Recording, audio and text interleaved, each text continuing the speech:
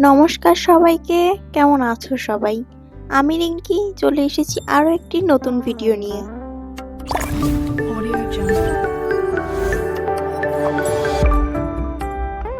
আজকের ভিডিওতে আলোচ্য বিষয় হলো এনপিকে 05234। তো ভিডিওটি শুরু করার আগে জানতে হবে এনপিকে কথার অর্থ কি। এন ফর হচ্ছে নাইট্রোজেন, পি ফর হচ্ছে ফসফরাস এবং কে ফর হচ্ছে পটাশিয়াম। এই তিনটি জিনিস গাছের জন্য গৌণ খাবার বা মাইক্রোনিউট্রিয়েন্ট। তো গাছের জন্য এই 05234 কোন স্টেজে দিতে হবে সেটা কিন্তু খুবই গুরুত্বপূর্ণ। এই এনপিকে 05234-এর মধ্যে রয়েছে 0% নাইট্রোজেন, 52% ফসফরাস এবং 34% পটাশিয়াম। এখানে তোমরা দেখতে পাচ্ছ নাইট্রোজেনের পরিমাণ রয়েছে 0%। নাইট্রোজেনের কাজ হলো গাছকে বৃদ্ধি করা, গাছকে সবুজ করে তোলা, কিন্তু তোমরা দেখতেই পাচ্ছ এর মধ্যে কোনো রকম নাইট্রোজেন নেই।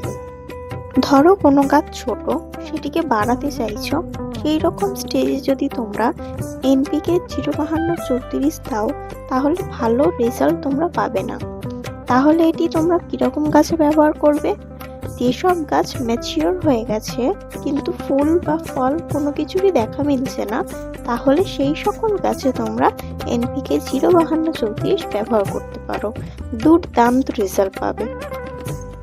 এবার আমি বলবো এর ডোজ কত, এর দাম কত, কিভাবে অ্যাপ্লাই করবে বা কখন অ্যাপ্লাই করবে।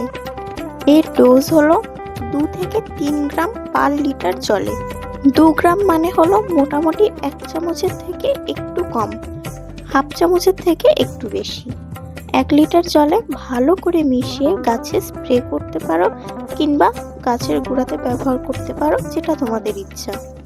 গাছে ব্যবহার করার সময় হলো, যদি গরমকালে ব্যবহার করো তাহলে একদম সকালবেলা মানে সূর্য ওঠার আগে, এবং শীতকালে যদি ব্যবহার করো তাহলে সূর্য ওঠার পর, ওই সকাল 9টা থেকে 9:30টার পরে ব্যবহার করলেই হবে। এবারে বলি এর দাম কত। এর দাম স্পেসিফিকভাবে আমি কিছু বলছি না, কারণ নানান ধরনের কোম্পানি নানান ধরনের দাম নেয়।